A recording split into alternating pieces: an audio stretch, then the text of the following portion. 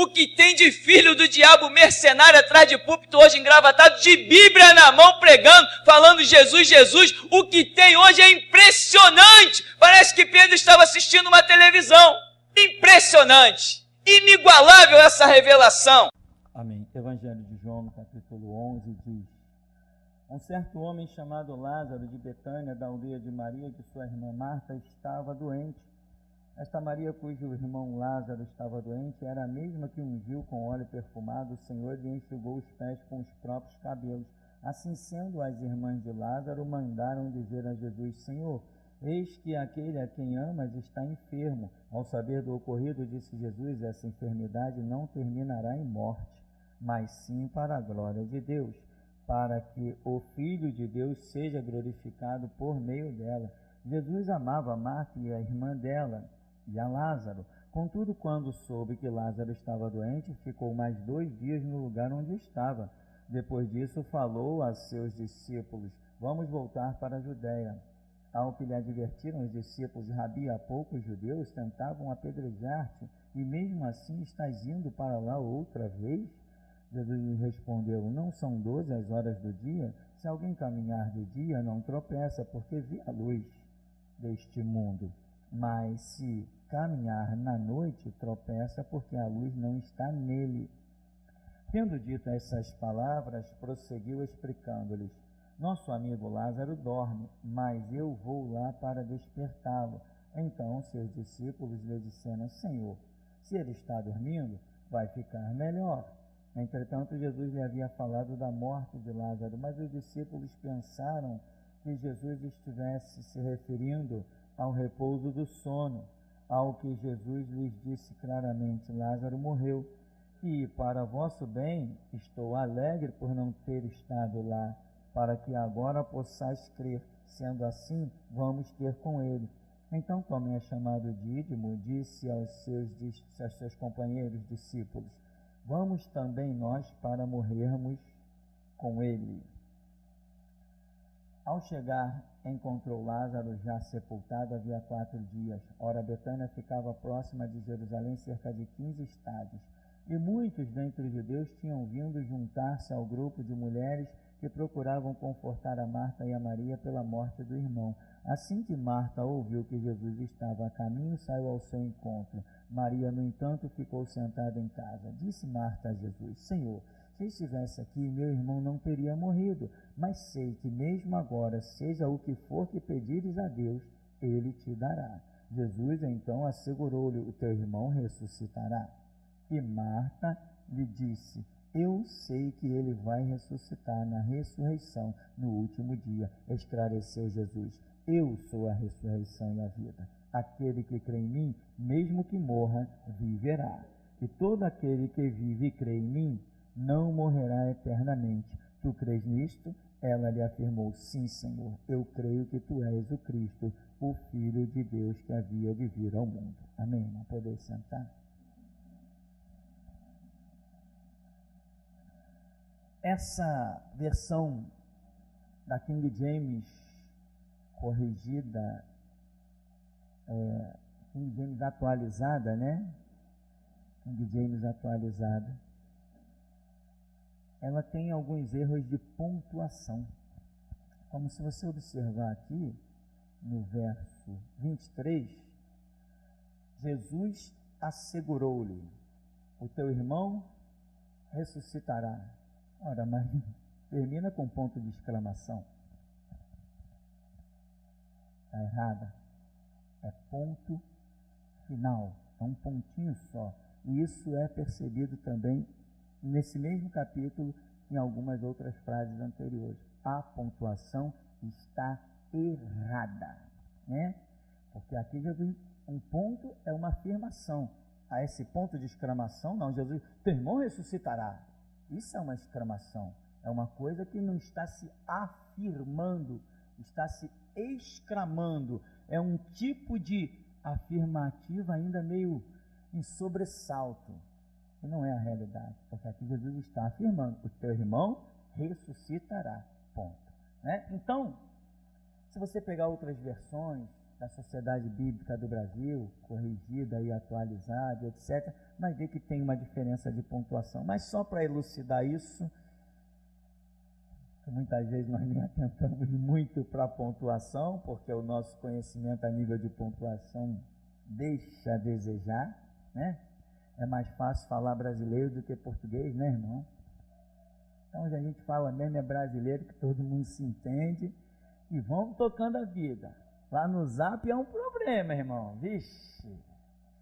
Tem pessoas que escrevem mais ou menos um texto de um texto imenso, que nem cabe na tela do telefone, sem nenhum ponto, sem nenhuma vírgula. E você vai ali tentando entender o que a pessoa está dizendo, né? Mas no final a gente entende. Quando não estou entendendo, aí eu volto lá. Irmão, o que você quis dizer com a expressão tal, tal? Aí eu, não, pastor, eu quis dizer isso, isso. Ah, tá, entendi. Porque senão a falta de pontuação, às vezes, complica, né? Você pegar um texto inteiro. Já pensou você ler um livro todo sem vírgula, sem ponto e vírgula, sem hífen? Não é uma confusão?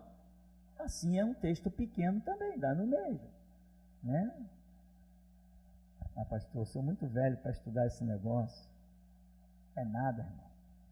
Vai para a internet que hoje as aulas são todas de graça. Nós vivemos uma era incrível. Vivemos uma era incrível. Quando eu olho para a internet, eu digo, meu Deus, quem poderia supor que isso iria acontecer? Vivemos uma era incrível. Resolvemos milhões de coisas sem sair de casa. Estou com dor no pé, eu coloco lá na internet, dor no pé. Aí aparece figura, aparece médico dando aula. Olha, se a dor é assim, assim, se você sente isso, isso, isso, é isso, isso. Ah, já sei, vou ali na farmácia, compro um remedinho, acabou o problema. Tem coisas que são muito claras. Claro, tu não vai chegar, não, resolve, ó, se você está com dor no coração, pode tomar esse remédio aqui, chumbinho, que vai te resolver o problema. Também você entende, irmão? Estou falando de coisas, sites de medicina, coisas que realmente você vê que uma dor no pé, o remédio lá, sem contraindicação, às vezes um chá resolve muita coisa, enfim, mas graças a Deus pela internet, muita coisa nesse ministério que nós realizamos hoje é graças ao que Deus tem feito na internet. Então, até estudar pontuação se você quiser, aprender instrumentos, alguns detalhes de música você não consegue aprender no começo porque a linguagem você não sabe, mas depois de caminhar um pouquinho você vai entender.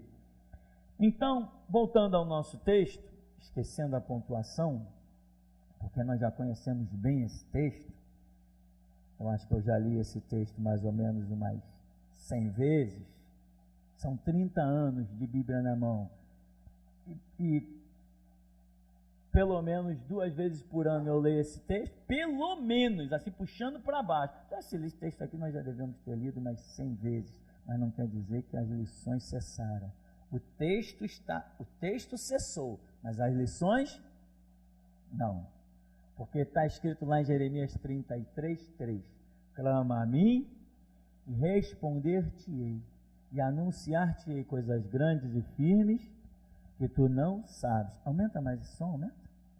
Então, veja, não importa o quanto você leia, não importa o quanto você estude, Jeremias 33:3 está sempre dizendo que ainda tem coisa que você não sabe. Nessa terra nós somos eternos alunos. Mestre é Jesus, é Ele que ensina, né? Tiago diz assim, se alguém tem falta de sabedoria, não, peça ao teu pastor, pede que tu vai ver onde tu vai parar. Se alguém tem falta de sabedoria, peça a Deus. Então ele dá sabedoria para todo mundo, só que tem pessoas que não pedem, não vão em busca. Eu lembro de uma oração que eu fiz, já que tocamos nesse assunto há muitos anos atrás, quase 30, eu dizia assim, Deus, que a Tua palavra seja revelada ao meu espírito. Eu quero ler a Tua palavra e entender, Deus. Eu quero isso.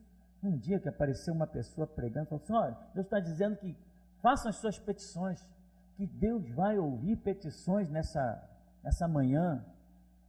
Eu, no meu cantinho, falei, Deus, eu quero que a tua palavra seja aberta ao meu espírito. Eu quero ler os textos e quero entender. Eu quero entender a tua palavra. Não sei, alguém pode ter pedido um carro zero, o ouro, a prata. Alguém pode ter pedido uma casa. Porque imagina, né?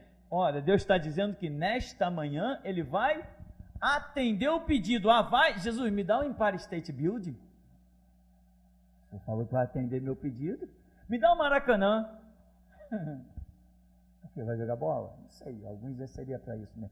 Não, Senhor, eu quero que a tua palavra seja aberta ao meu espírito. Eu quero ler esse livro e quero entender. O que vai no teu coração, irmão?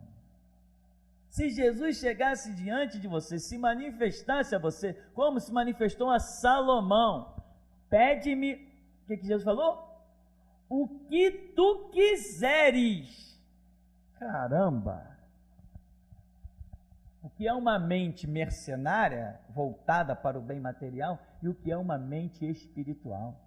Salomão está no auge. Ele orou e caiu fogo do céu ali. Pede-me o que tu quiseres. Ele não hesitou, ele não parou para pensar. Eu quero sabedoria para guiar o teu povo.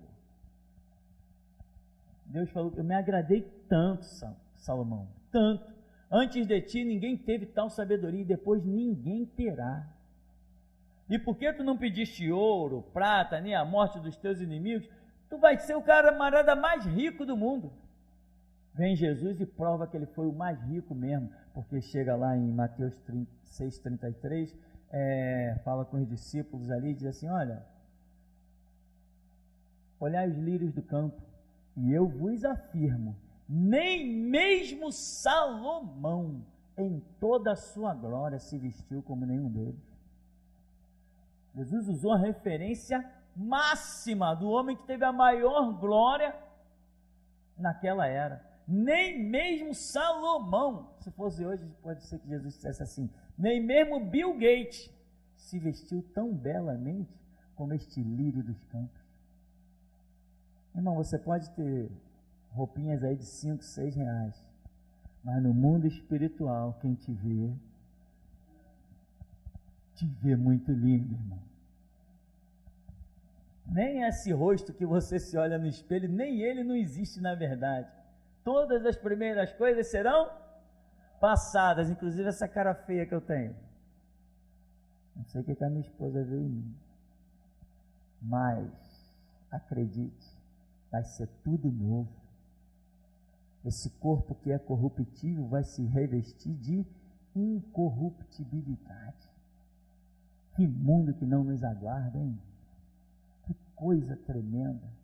E Paulo diz assim, olha, o que olhos não viram, nem ouvidos ouviram, nem jamais penetrou o coração humano. Ontem eu conversava com o irmão Paulo Sérgio, ele dizia assim, quanto tempo tu está na igreja? Ele falou assim, há 6 anos. Eu falei, o quê? 6 anos tu já está na igreja? Eu levei aquele susto de tanto tempo já passou, e ao mesmo tempo, irmão, eu recebi uma alegria no meu espírito, que até soltei uma frase de brincadeira com ele. Eu recebi uma alegria no meu espírito, sabe por quê? Não pelos 6 anos dele, porque o tempo tinha passado tão rápido, eu não havia percebido. Imediatamente quando ele falou 6 anos, eu falei, caramba, então está passando rapidamente o tempo de eu ir embora, encontrar com o meu Senhor. Eu falei, não estou nem percebendo. Foi isso que eu senti naquela hora que eu soltei aquela frase, tinha vários irmãos ali. Porque o que eu mais anseio é ir embora deste mundo. Eu sou uma pessoa que vive com vontade de morrer. Sou apaixonado pela vida e louco para morrer. Porque eu sei que a verdadeira vida se encontra depois dos portais da eternidade. Eu sei. Sei porque a Bíblia diz, e Deus por misericórdia me deu uma experiência. Eu já estive lá. Pastor, mas eu nunca tive. Não, mas eu estive lá por crer no que está escrito. Nós somos o que somos, não é porque simplesmente tem algumas experiências tão transcendentais. Não, nós somos o que somos porque a Bíblia é o suficiente. Jesus falou, aquele que tem os meus mandamentos e os guarda, é esse que me ama, e a esse aí eu e o Pai vamos nos manifestar a Ele. Então, Deus não vai se manifestar a quem? Porque teve uma visão, porque teve um sonho, porque foi arrebatado. Não, isso é consequência de guardar os mandamentos. Então não se iluda. Tem gente que, Deus me dá visões, mas a pessoa está completamente vazia. Não, irmão, aí não funciona. Não funciona, aí é ilusão. Aí é como ir para a corrente da prosperidade na Universal, na Mundial, na Graça. Completamente vazia, loucura. Aí vira chacota, viu os vídeos que nós postamos lá no WhatsApp? Lá, mandaram para mim, eu botei para lá no WhatsApp, pessoas dando testemunho, o camarada querendo forçar ali, para dizer que a mulher estava ouvindo e não sei o quê. Você vê que quadro horrível, horripilante, uma coisa totalmente sem sentido algum. Nós não podemos escorregar e nos tornar esse lixo que as outras igrejas se tornaram. Não podemos, nós conhecemos muita glória, jamais seremos um Israel, meu irmão, não podemos ser, não podemos, nós vamos estar de pé, sem carros e sem cavalos, mas hasteando pendões, que são o nome do Senhor. Essa tem que ser a nossa postura radical. Eu conversava com os irmãos ontem, eu dizia assim, nós não podemos cessar, temos que achar força, continuar clamando. Por quê? Porque Deus está falando e mostrando o que Ele está fazendo. Então nós temos que entrar nessa batalha, nessa guerra de confiança, de crer, não se render a absolutamente nada. Se tiver que viver, viverei. Se tiver que morrer, morrerei. Mas quer vivamos, quer morramos, somos do Senhor. Abro mão de viver, mas não abro mão de pertencer a Jesus Cristo. E pertencer a Jesus Cristo não é uma questão de eu pertenço a Jesus Cristo. Não, só pertence a Ele, aquele que anda na sua palavra. Então a minha luta é andar na palavra. Todo dia, Deus, expurga-me dos pecados que me são ocultos. Ó Deus, sonda-me e vê se há em mim algum caminho mau e guia-me pelo caminho eterno. Mas sonda-me mesmo, Deus. Porque o que tu me disseres, eu farei. Amém, meu irmão? Eu estou buscando a fé de Abraão. Porque eu já falei aqui, eu não teria coragem de sacrificar o meu filho. Eu já falei aqui que se eu tivesse que passar pela prova de Abraão, eu acredito que ficaria reprovado. Mas eu estou buscando o dia que eu diga, se eu tiver hoje que passar pela prova de Abraão, eu passo. Porque ele é um exemplo. Ele não é um exemplo? Ele é chamado de o pai da fé. Então, de alguma maneira, ele é o exemplo. Então, luta, irmão. Guerreia pela tua vida. Não fica de braços cruzados, não. Eu estou pregando, eu não sou muito bonito, eu posso ser meio feio, mas é para mim que você tem que olhar, tá? Tem que olhar para cá. Não olha para o lado, não olha para ninguém, é para mim. É para mim, tá? Se quiser, põe um óculos escuro para não me enxergar muito bem, que eu sei que sou feio mesmo. 50 anos, meio careca, meio pançudo já, mas é para cá, é para mim que você tem que olhar. Né? Porque tem gente às vezes que entra aqui, pastor, eu estava na igreja e eu ouvi o irmão falando isso, ouvi o irmão falando aquilo. Então, mesmo, se quer ouvir irmão, esquece que aqui tem púlpito, vai ouvir lá na rua, vai ouvir lá fora. Aqui dentro é para ouvir a mim.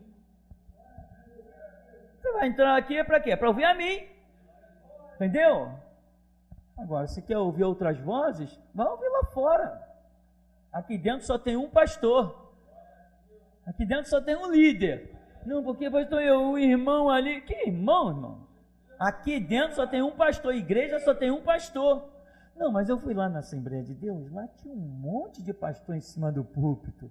Lá não tinha um monte de pastor em cima do púlpito, tinha um monte de palhaço. Porque a igreja é uma cabeça só. Sempre foi assim. As cartas de Apocalipse não diz aos anjos da igreja tal, aos anjos da outra igreja, aos anjos de Filadélfia, não é ao anjo no singular. Amém, meu irmão? Então é isso aí que tem que ser e ponto final. Seja radical, irmão. Seja radical. Vamos ver o nosso texto, então? Não sei, estou caminhando aqui, estou falando. Fazer o quê? Jesus manda, se Jesus disser assim, fecha a Bíblia agora e diz para o povo, vai almoçar, vai para casa. Vai ser, irmão. Aqui não tem compromisso com horário, não. Não, porque eu tenho que pregar 20 minutos, pelo menos, né? Para iludir o povo, sei lá, o que passa na cabeça. Não, meu irmão, aqui não tem nada disso, não. Se Jesus me disser agora assim, acabou a pregação, acabou o culto, manda cada um para sua casa. Irmão, a paz do Senhor, vai com Deus e tchau. Aqui não tem voz humana, não. Enquanto eu sei que Deus está falando, a gente está gritando aqui. Mas se Ele cessar essa unção que está sobre mim, eu digo, irmão, basta, chega, cada um para sua casa. É assim que tem que ser, meu irmão. Isso é igreja. Igreja é onde se ouve a voz do homem, mas a palavra de Deus. Porque Jesus escolheu usar a boca de homens, a voz de homem, mas a palavra é dele. Não adianta ficar aqui enfeitando pavão com nada, não. O que eu estou falando desde o começo, estou falando porque estou sentindo Deus. E todos são livres para colocar à prova o que bem quiser. Eu não preciso botar mais nada à prova. Já aprendi quando ele fala e quando ele não fala. São 30 anos caminhando. Não dá para caminhar 30 anos com alguém sem conhecer esse alguém. Não dá para caminhar. Querendo ou não, tu vai conhecer.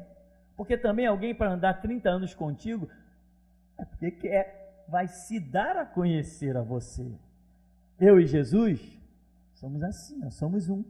Igual você. Você e Jesus é assim. Ele não falou, naquele dia vocês entenderão que eu estou em vós, e vós estáis em mim. O que Jesus falou? Pai, para que eles sejam um, como eu e tu somos um. Ora, não vos deixarei órfãos, eu vos darei o Espírito Santo, a terceira pessoa da Trindade, habita dentro da tua alma, do teu espírito, dentro do teu ser. Você é um com Deus. A Escritura diz que aquele que anda com Deus faz-se um espírito com Ele. Só que tem pessoas que ignoram essa glória toda. Esse pastor é arrogante, que isso? Ele dizer que ele é um com Jesus? Sou um com Jesus, meu irmão. Sou um com Jesus. Quem quiser olhar para Jesus, quem quiser ver Jesus, vai ter que olhar para mim. Não tem jeito. Ninguém vai achar Jesus lá na rua. Ninguém vai achar Jesus num templo católico, num templo espírita, num templo da Universal. Ninguém vai achar Jesus dentro da Assembleia, nem dos batistas. Não, quem quiser ver Jesus vai ter que olhar para cá, para a gente. E acabou-se a história, meu irmão. É exatamente assim, com toda a prepotência, com toda a arrogância e com toda a valentia. Não tem conversinha não, é assim mesmo. Será que eu posso ir para o texto agora? Vamos tentar, né? Tentar. Se for de Jesus, a gente vai para o texto. Se não for, a gente volta a trocar uma ideia. Amém, meu irmão? Mas tem que ser feita a vontade do Senhor. Estamos aqui para morrer pela vontade dele, não pela nossa. Falar coisas bonitas, olha, é a lisonja dos mercenários por aí. Eu não, meu irmão, tem dia aqui que acaba o culto, eu imagino, no próximo culto não tem ninguém aqui. Não volta ninguém. Eu me surpreendo que ainda vem mais gente ainda. Então, mas isso aí é com Jesus. Se ele mandar pregar para um, eu prego. Para 1 milhão, eu prego. Para nenhum, eu prego. É para pregar para as paredes? Prego para as paredes. Mas eu faço aquilo que ele me ordena fazer. Essa é a minha busca, esta é a minha luta. Repara no verso 3. Assim sendo, as irmãs de Lázaro mandaram dizer a Jesus: Senhor, eis que aquele a quem amas está enfermo. Irmão, repara uma coisa. Olha o que essas mulheres usaram como argumento. Senhor, Lázaro está enfermo. Não. Elas enfatizaram, elas mandaram um mensageiro lá dizendo: diz para ele que aquele a quem ele ama está enfermo. Que referência tremenda e poderosa.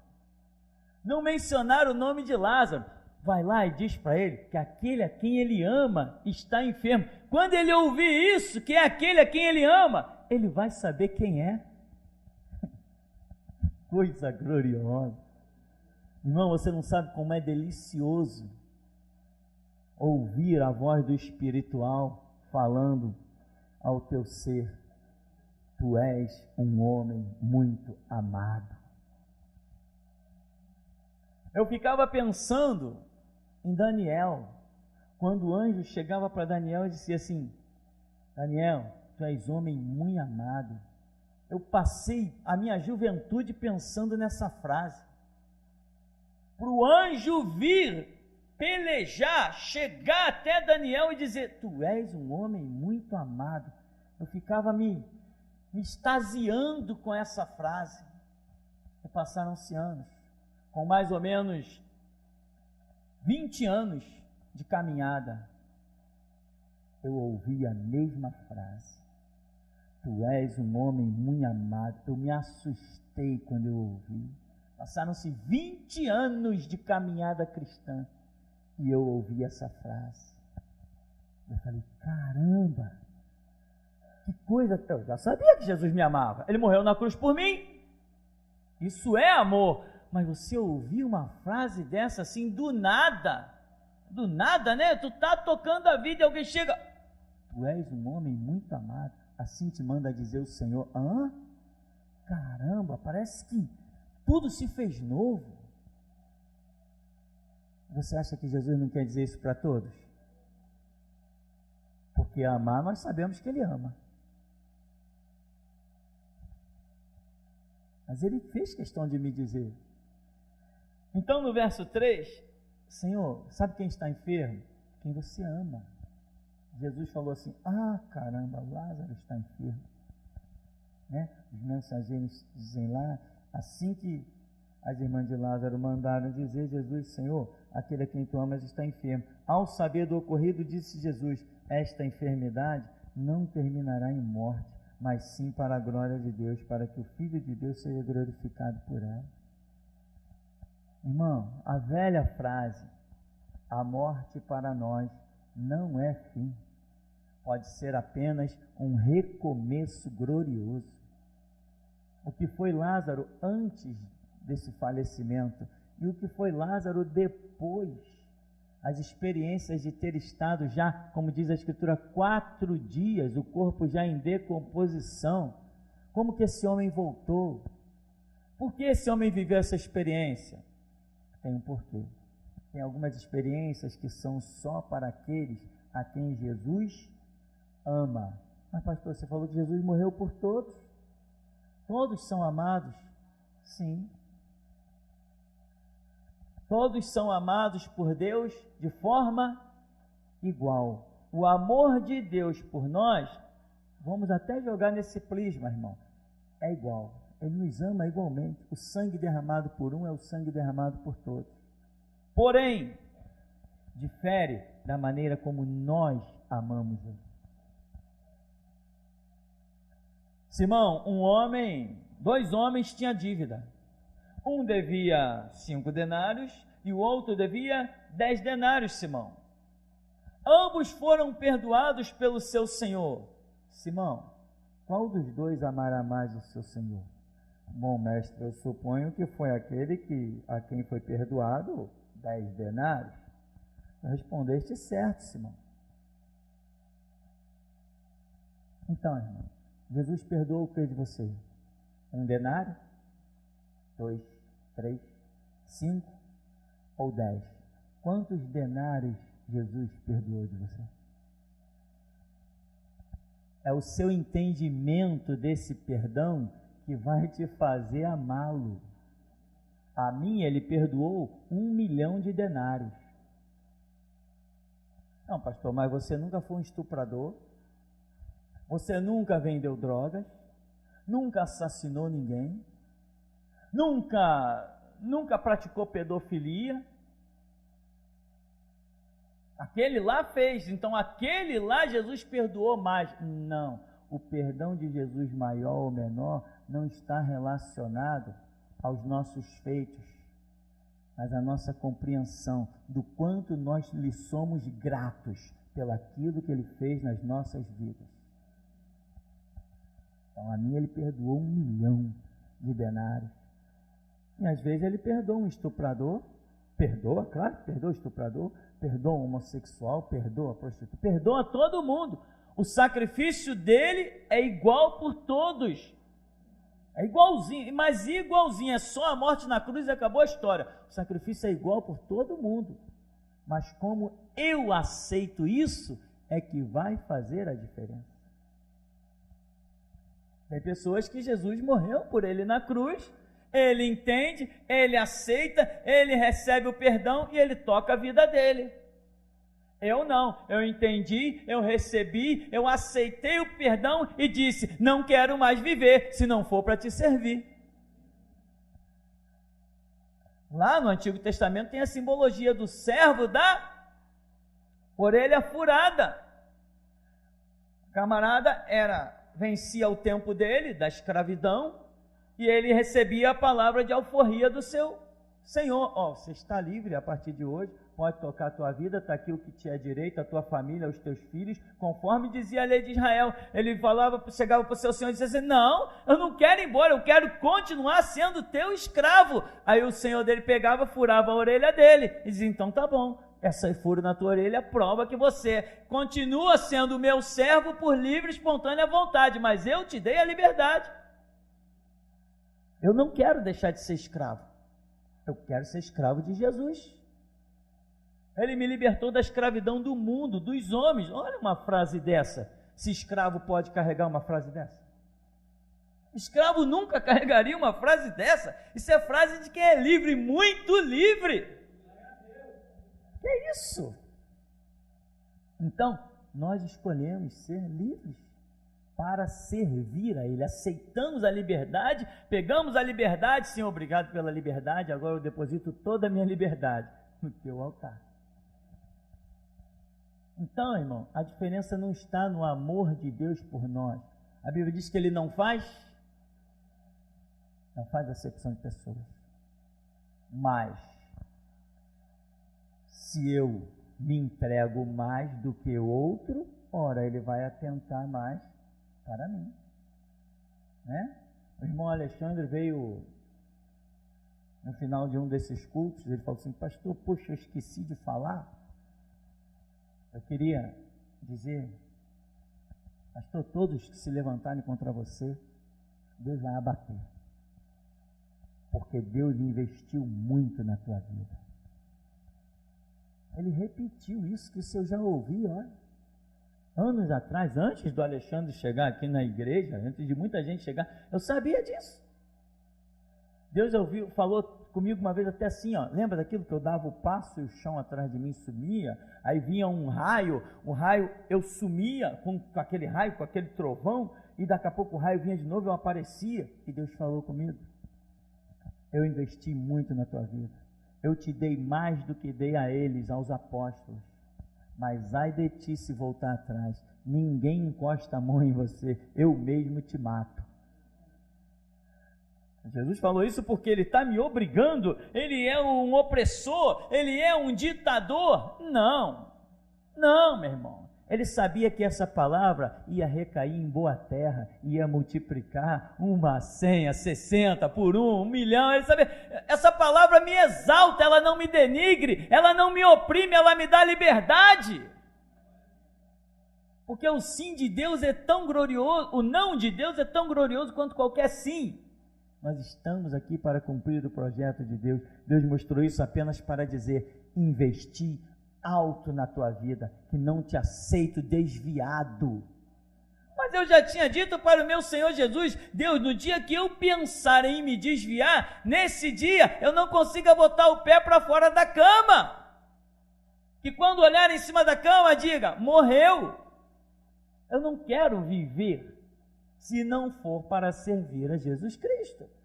Não quero! E é por isso, irmão, que aqui tem mesmo autoridade. Aqui tem ousadia mesmo.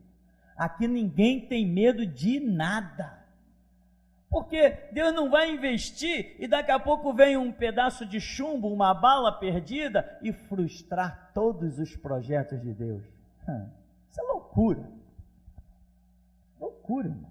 Não importa se você mora na favela, no ambiente mais terrível, na cova da onça, nada disso interessa. Interessa que você tenha uma promessa, e 1000 vão cair ao seu lado, 10.000 à sua direita, e tu não serás atingido. Então aqui diz assim, olha, ao saber do ocorrido, Jesus diz assim, essa enfermidade não terminará em morte, mas para que a glória de Deus, para que o Filho de Deus seja glorificado por meio dela. Quando todo mundo diz que já era, você foi sepultado, a pedra já fechou o sepulcro, a sua história está encerrada. Irmão, Deus não vê nenhuma história encerrada, a menos que Ele encerre. Mas entenda de uma maneira, se Ele te deu o fôlego de vida, Ele ainda espera que você ponha a boca no pó, porque Ele sabe que ainda pode haver esperança. Sabemos que há um juízo sem misericórdia, mas há uma misericórdia que triunfa de um juízo.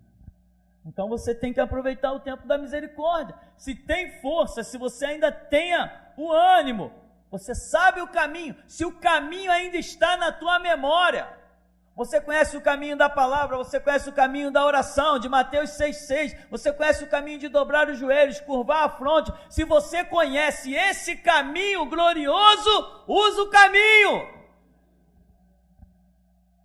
porque quando Deus rejeita uma pessoa, Ele arranca a sua palavra da mente desses que Ele rejeitou.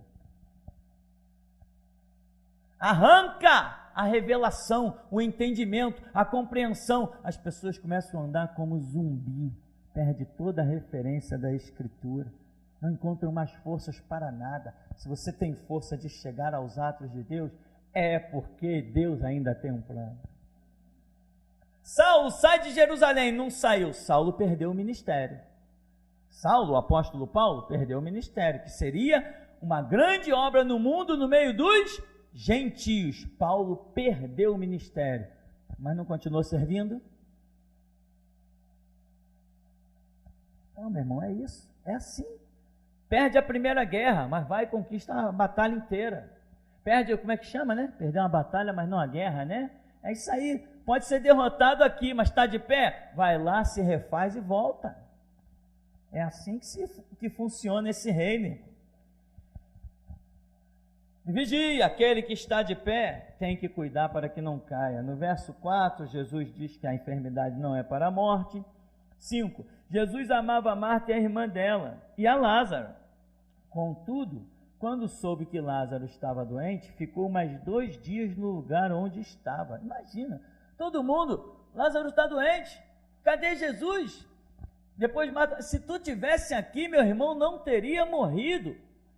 Irmão, quando você está se sentindo só, quando você vê que as tuas orações não chegam, não rompem o céu, Senhor, cadê o Senhor? Eu preciso do Senhor, eu não sinto o Senhor, eu não sinto a sua presença, eu não vejo nada, eu não sinto nada, a palavra não flui, os céus estão de bronze. Meu irmão, tem hora que tem pessoas que Jesus ama tanto, que Ele sabe que se não deixar a pessoa chegar bem lá no fundo, no extremo, a obra fica incompleta da glória que Ele quer realizar.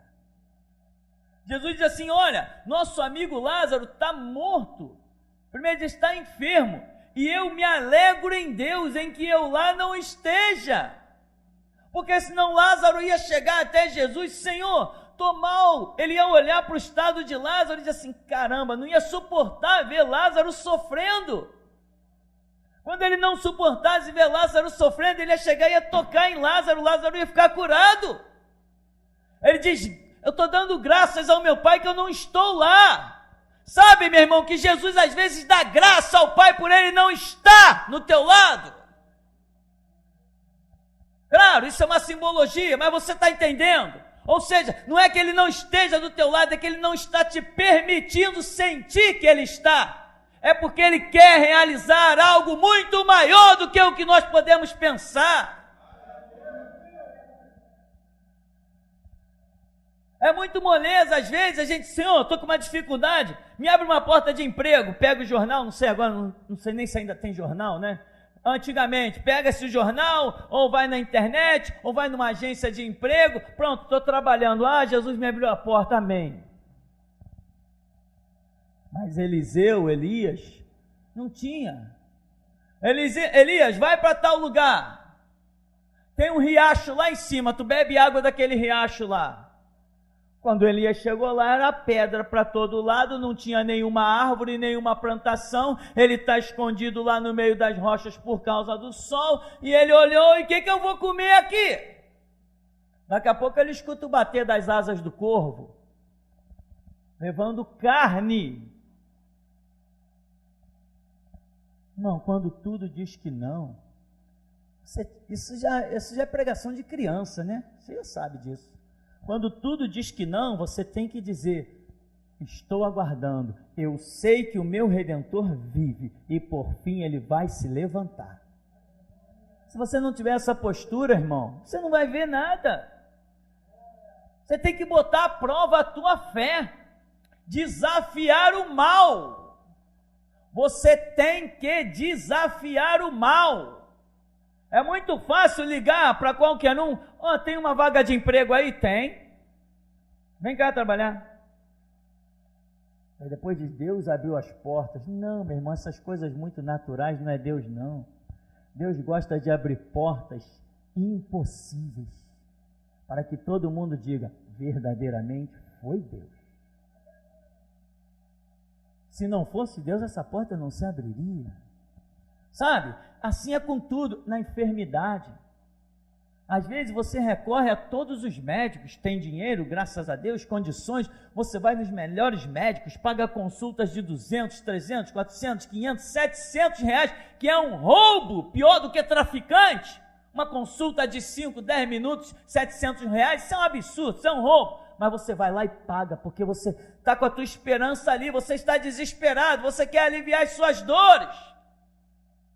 Às vezes Deus quer você sentindo dor, às vezes Deus quer você em cima de um leito, e às vezes Deus quer você retirado do leito e posto dentro de um caixão.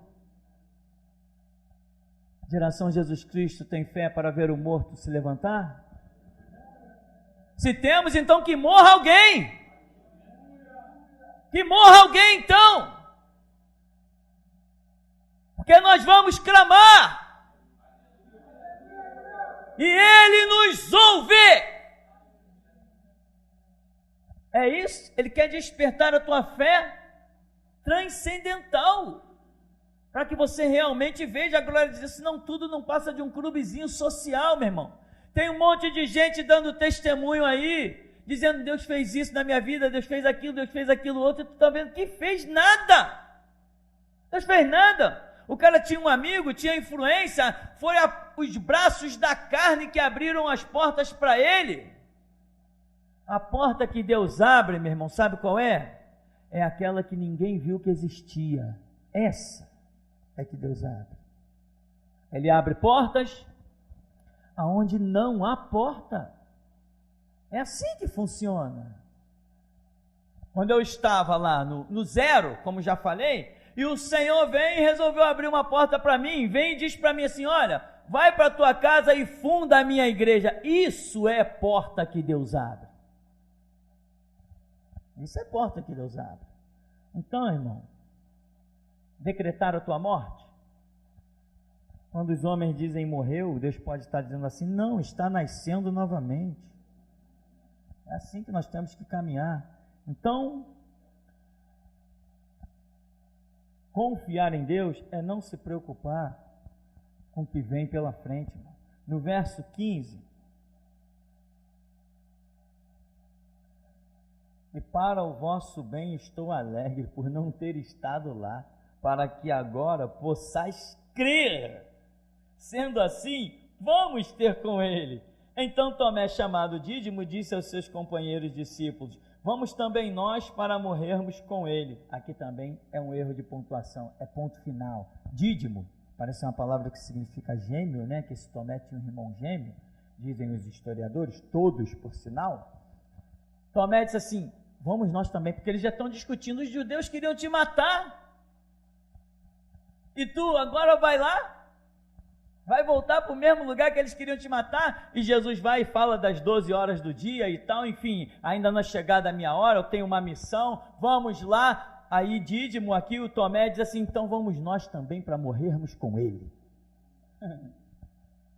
É por isso que viram tanta glória, meu irmão. Ali não tem um grupinho não, ali tem pessoas buscando uma determinação, buscando dar a vida pela causa.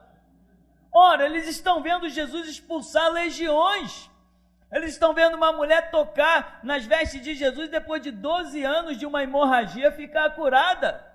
Eles viram Jesus na cidade de Naim parar um caixão e dizer, menino, levanta. Todo mundo, quando Jesus parou o caixão, já teve gente dizendo, mas só faltava essa agora. Com tanta angústia, com tanta aflição, diz que aquele menino que morreu era filho de uma viúva, ele era o único sustento dela, ou ela ia cair na prostituição, ou ela ia mendigar o pão pela cidade, era esse o contexto, o cenário de Israel. Então já veio o povo chorando, lamentando com muita angústia, e Jesus vem e se depara no meio da estrada e manda parar o enterro. Foi um bando de gente resmungando, um bando de gente falando mal. Olha esse camarada, sai do caminho aí. Jesus olhou assim, olhou para um, olhou para outro, não disse uma palavra a ninguém. Jesus não falou com nenhum daqueles mortos que estavam em volta ao caixão, ele falou com o vivo que estava morto.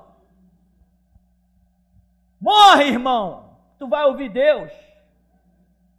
Ele gosta de falar com os mortos. E o menino se levantou, todo mundo ficou assustado. Ele não deu bola para ninguém, continuou o caminho dele e foi embora. Saiba que não há situação que Jesus não reverta. Confia, creia. Nós não podemos ser meninos na fé, não podemos. 5 anos de evangelho, 10 anos de evangelho, e ainda confiando em quê? E outra coisa, a geração de Jesus Cristo, você sabe que não faz amigo. Então, se você estiver esperando que homens te abram as portas, você vai se dar muito mal. Para aqueles que são geração Jesus Cristo, quem vai ter que abrir as portas é Deus. E tem mais, hein? Tem um símbolo que Deus deu no começo aqui desse ministério, com mais ou menos uns 5 anos de ministério. Deus mostrou algo que eu nunca entendi. E até hoje eu não sei se eu entendo 100% disso. Mas Deus mostrava uma porta com a marca de um pé. E cada vez que surgem algumas situações, isso me vem à memória. Essa porta com a marca de um pé. E muitas vezes o que eu entendo dessa porta com a marca de um pé é que Deus meterá o pé e abrirá todas as portas que nós precisamos. É isso que eu tenho entendido há anos. Sempre que surge uma situação difícil, isso me vem à memória, eu digo, não, vou esperar Deus meter o pé e abrir. E até aqui, cadê a porta fechada? Não tem nenhuma.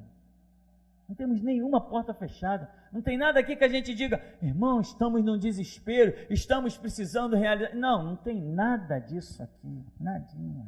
Porque Deus abre para nós todas as portas que são necessárias, para a glória do nome dEle, para que a sua obra siga adiante. Então, aqui vai dizer, estou alegre, o Dídimo diz, né? Vamos nós também para morrermos com Ele. Ou seja, se você estiver disposto a morrer com Jesus, você vai conhecer de perto as suas grandes obras. Agora aqui no verso 21, disse Marta a Jesus, Senhor, se estivesses aqui, meu irmão não teria morrido, mas sei que mesmo agora, seja o que for que pedires a Deus, Ele te dará. Jesus então assegurou, o teu irmão ressuscitará. Marta lhe disse, eu sei que ele vai ressuscitar na ressurreição no último dia, ou seja, ela tinha um conhecimento de uma ressurreição, Jesus ensinou alguma coisa para ela. No verso 25, esclareceu-lhe Jesus, eu sou a ressurreição e a vida. Aquele que crê em mim, mesmo que morra, viverá. E todo que vive e crê em mim não morrerá eternamente. Tu crês nisto? E ela vai dizer: sim, eu creio, tu és o Cristo, o Filho de Deus, que devia de vir ao mundo. Nós temos a mesma fé que essa mulher. Na verdade, temos que ter uma fé bem maior.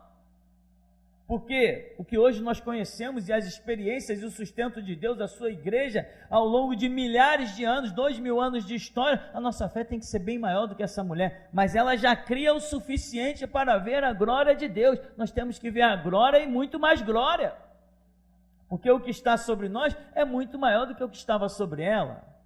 Ela viu Jesus face a face, pastor.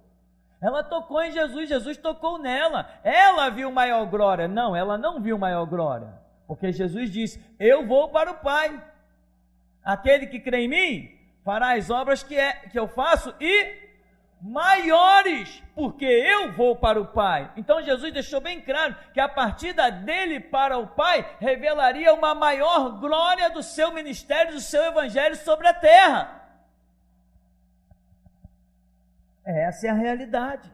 Então, nossa fé não pode nem ser igual a deles. A nossa fé tem que ser maior, muito maior. Então, para nós concluirmos, o que Jesus está realizando? Uma grande obra na vida de quem? De alguém que ele ama. Diz que ele amava Marta, amava Maria e amava a Lázaro. Se aproxima de Deus, irmão. Seja amado por ele.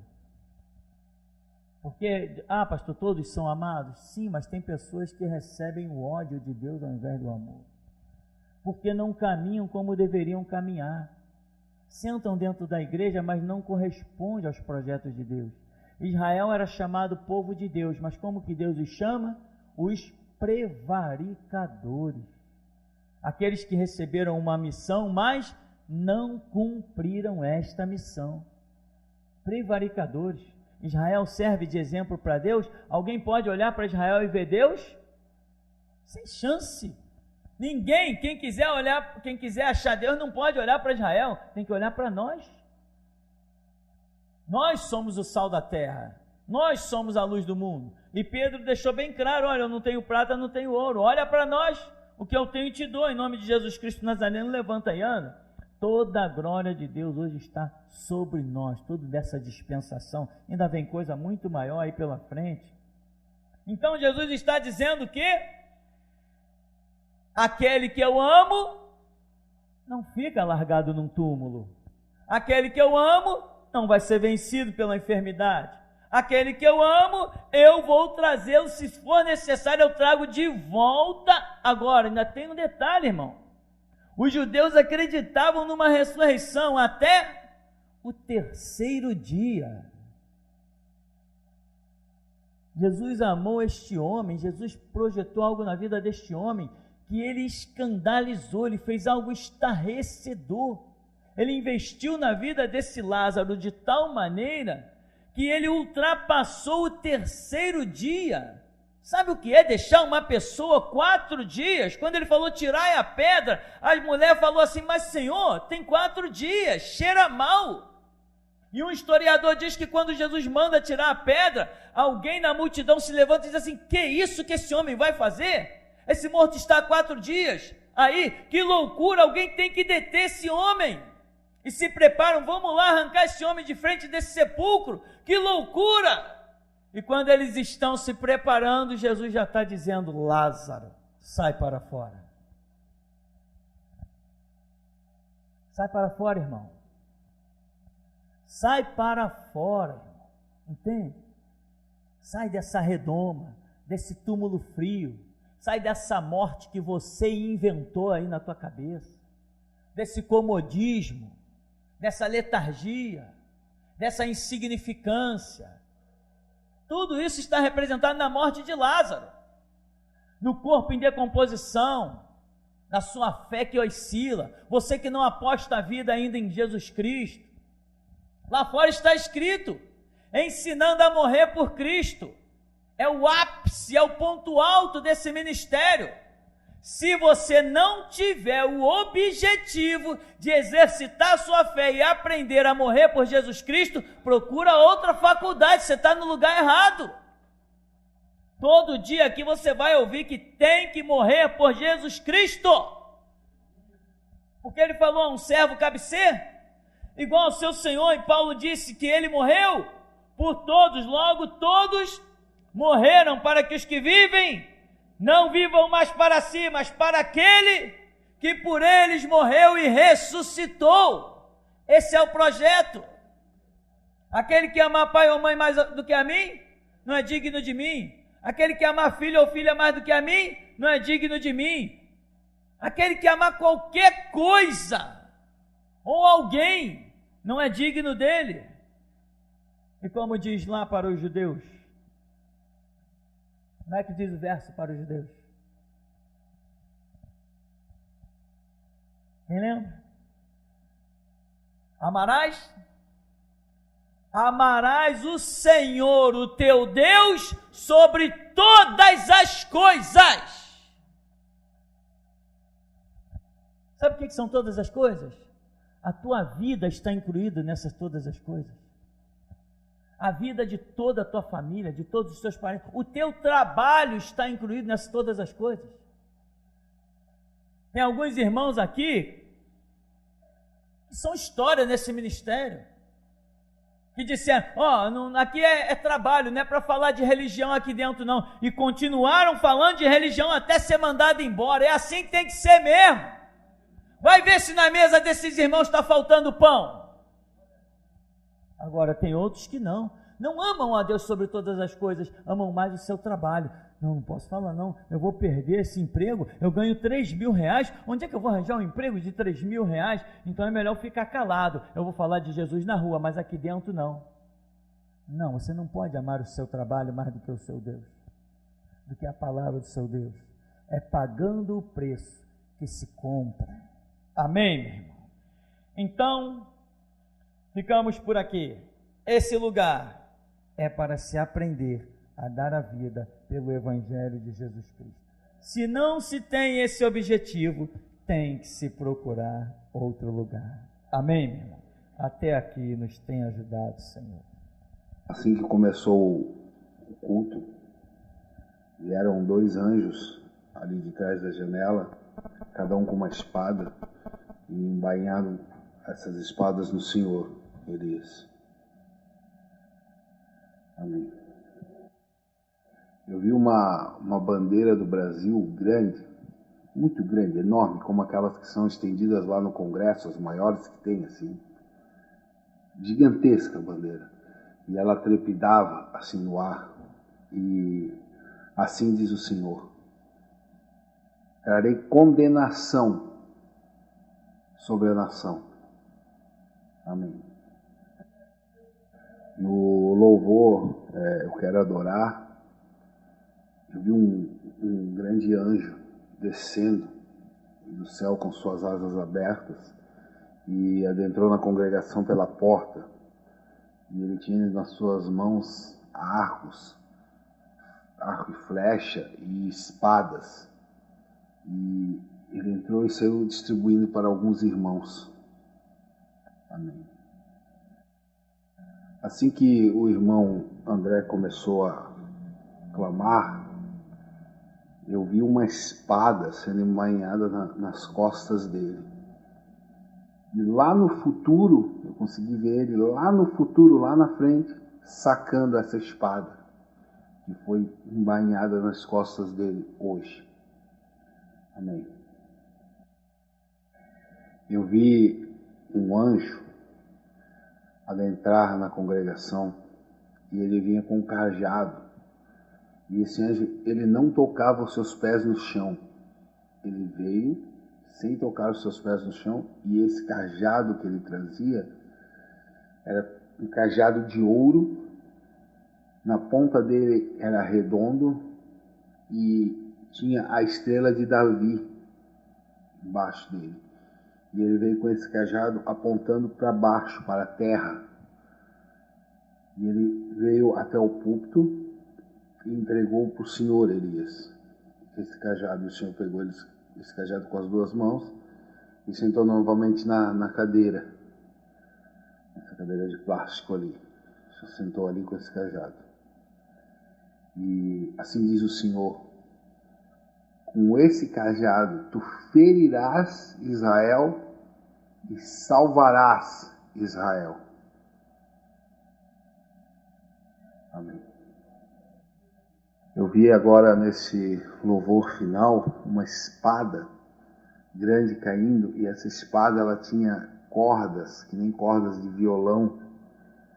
E assim diz o Senhor: o tempo da música está muito próximo, e aquele que não se preparou novamente ficará de fora.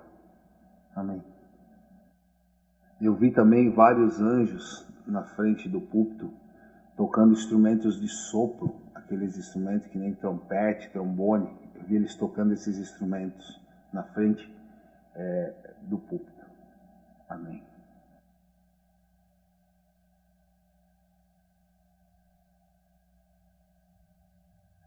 Amém. Irmão, tá aí?